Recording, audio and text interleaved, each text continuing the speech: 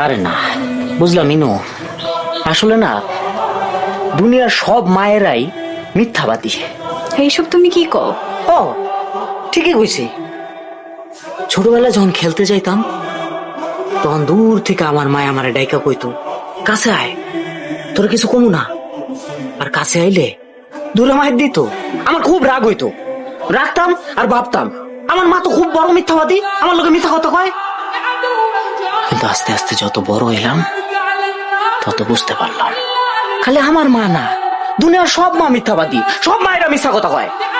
পাতিলে ভাত না থাকলে দুনিয়ার সব মায়েরাই তোমার একই কথা কইব, কবে আমার তো খিদা নাই, বাজার থেকে ফল মিষ্টি এগুলা কিনে আনলে এরা কইব না আমার তো ফল পছন্দ না, মিষ্টি তো আমি খাই না, এগুলো আমি খাই।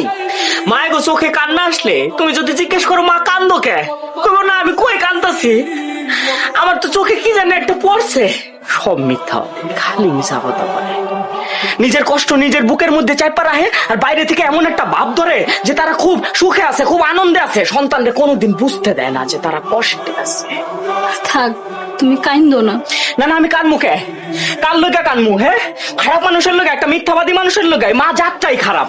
তারা স্বার্থ বোঝে না, তারা অর্থ বোঝে না, তারা লোভ বোঝে না, তারা শুধু বোঝে নিজের স্বার্থ, সন্তানের স্বার্থটা বোঝে। সন্তানের স্বার্থ তার কাছে সবচেয়ে বড় স্বার্থ। কানবো না, আমি একদম কানবো না, খারাপ।